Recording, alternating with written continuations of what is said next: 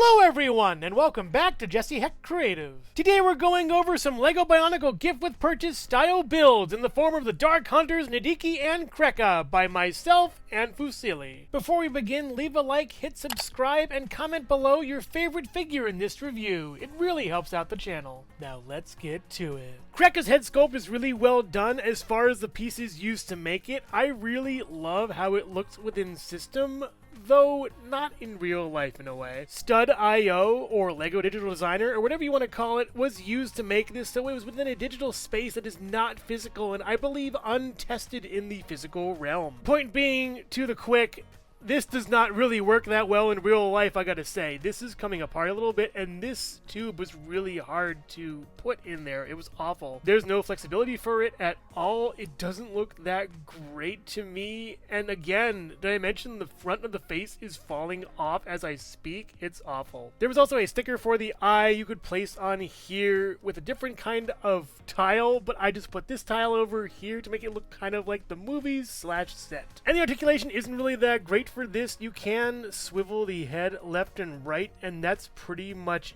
it. It's just sort of locked to this plane down here, so it's okay, I guess. But I really don't want to touch it to incur the wrath of the face falling off or this tube getting misaligned. I'm fine with him looking forward. The body is done really well. I love how this whole thing looks. It's super nice to see, and I gotta say, it's really detailed in how this was built. The chest is very barrelly. It has a lot of slopes here, here, and then here all around. It's great, and there's also some sort of like negative space over here that's really good. The back has this gear, I believe, that activates this. That isn't really true, but we can pretend. It looks really nice as well, and the whole body can swivel all the way around, working out really great. It's a nice body for Kraka. I got gypped on a piece or two, so I improvised by putting these two pieces here. It works out well, and he also has this claw thing that clamps down. It's pretty nice and opens up really wide too. And the ball joints up top work really well and nicely, like we've seen with every other model.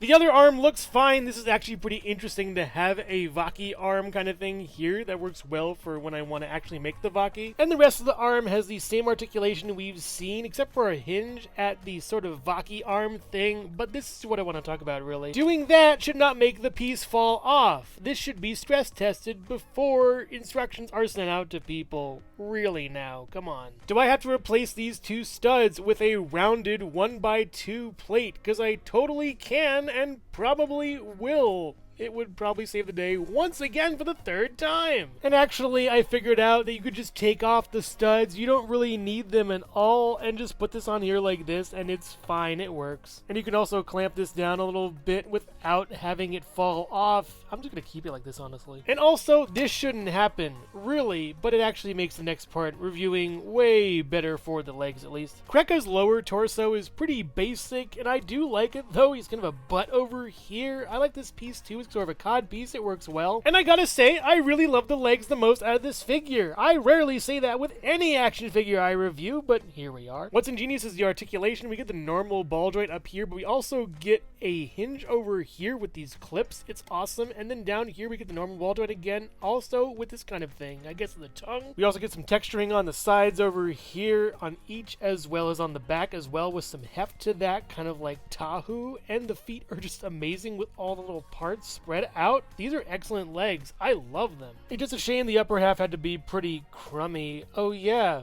this. Krekka initially had a little lever you'd pull over here, and then a disc would spring out with the launcher, and then you could fire it. It's actually a pretty cool mechanism. The problem here is actually having seen a better disc launcher, this one just pales in comparison, though I do appreciate the effort put into it. And I have been thinking of modifying Eel's disc launcher from Vakama Metru, and yeah, this is a pretty easy swap. I could do this. I just need the pieces. Krekka stands at about 5.5 to 6 inches taller, so if you're counting the head or the disc. Next to the Jack-specific Super Mario and Sonic the Hedgehog in 4-inch and 2.5-inch scales, the Nendoroid Miles Tails Prower, the Jada Toys Mega Man, the Figma Metroid Dread Samus Aran and the Jazzwares Pikachu, the Jack-specific Movie Shadow the Hedgehog, Homer Simpson, Collector's Edition Knuckles, and the Mattel Minecraft Movie Jack Black Steve, the Hasbro Marvel Legends Animated Series Spider-Man, the G.I. Joe Classified Series Snake Eyes, the SH Figuarts Pac-Man, and the LEGO BIONICLE gift with purchase Toa Tahu. And our next Dark Hunter is evil without claws,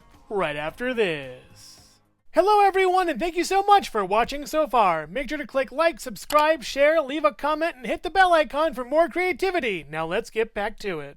Before I go into Nidiki, I need to mention a few things first. I made him myself, which I'm really proud of. I used pieces only from the Ninjago set that built the Gecko Bird and Kitangu, and special thanks to ClintM for that. Alright, let's go. Nidiki's head sculpt is pretty good here. I tried to capture that Vaki aesthetic because I know I eventually am going to have to build the Vaki and maybe turn him into Rakshi also, like the Borak and Borak Gal I made. And I think I captured the aesthetic well without leaning too much into using other colors. I tried to use mostly green here with black, and the gold is a side effect, interestingly enough. A lot of people in 2005 were speculating that, yes, Iruni used to be Nidiki, and yeah, Nidiki and Duma as Toa would have been really interesting to see, honestly. And it's funny how the gold and green reflect that here, but moving on, it's a good head sculpt. I like how it works. It does have pretty good articulation, some nice swivel, pretty good down all the way, pretty good up, pretty much, a little bit side to side, these side pieces pending. And you also get kind of a bite function a little bit. There's no disc launcher in here because how the heck would I do that? But it still looks pretty much like Nidiki with these scary eyes too. I took a lot of liberties with this body. It's kind of a mess, on the back especially. With all these tan parts, I tried. He has like two large hunchbacks on his back that kind of work, and I did the best I could with this body structure. I mean, look at this. It's probably illegal, half of it. But the arms are what I'm most proud of here. I love their construction and articulation as well. I really tried to make it work as good as I could, and I think I succeeded in a way. Good job, me. And yeah, swivel ball joint up here, as well as a hidden swivel up there a little bit, courtesy of the other shiny piece in the room, with good hinge over here for the elbow, and then a pinching kind of function that doesn't work as well as it could, but could probably grab a Matoran or two. Yeah. And of course the other side is the same but mirrored, but yeah, this body is incredibly funky.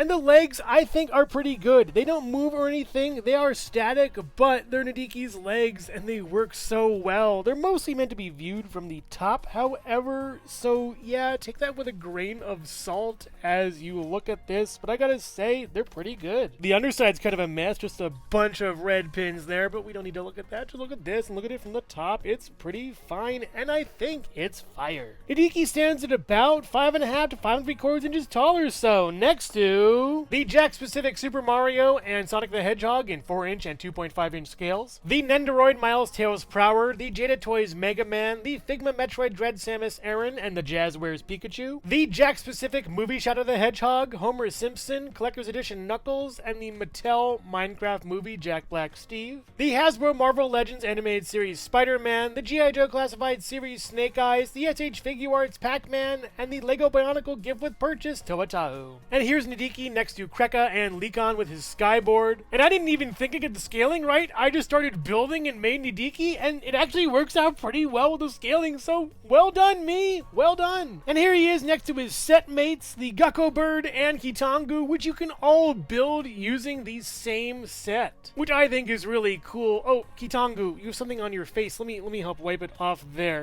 There you go. And here's Nidiki next to a host of other characters in GWP form. Korok, who was one of the Borak seen in the Bionicle movies. Rudaka, who turned him into what he is. Sidorak is here, I guess. Kongu he interacted with in the movies, as well as Anua, who we also interacted with. Get Nidiki, indeed. Overall, Dark Hunters. And special thanks to Fusili for the Kraka instructions. I couldn't have done this without them. Kraka is the most accurate LEGO gift with purchase build model I've ever built, and I love it for that. All the pieces used are incredibly accurate. I really love the color choice, and it's so nice to see a build that really captures the spirit of the original. Yet, I gotta say, a lot of parts are kind of falling apart, and this thing really should have been quality tested before the instructions were sent out to the public. Nidiki is honestly a fluke for me. I made him on a whim, and I can't believe he came out as good as he did. Sure, there aren't really that many points of articulation for this character, but what is there really counts. The claws, the head, the arms, it works out pretty well, honestly. And even though you can't move the legs much at all, I still think I did a good job making him look at least the part, and you could tell it's Nidiki from a distance, even if he has Aruni's color scheme. To which I will probably fix after this review and make him silver like he used to be in the set set he originally came in, but yeah, this is still a pretty good start. So if you're a fan of Dark Hunters, Lego Bionicle, or combining Lego and Bionicle, then you'll love these. They're really great gift with purchase style sets. And as much as Kraka looks great, I would highly recommend building Nidiki, not only because you can also build the Gecko Bird and Kitangu,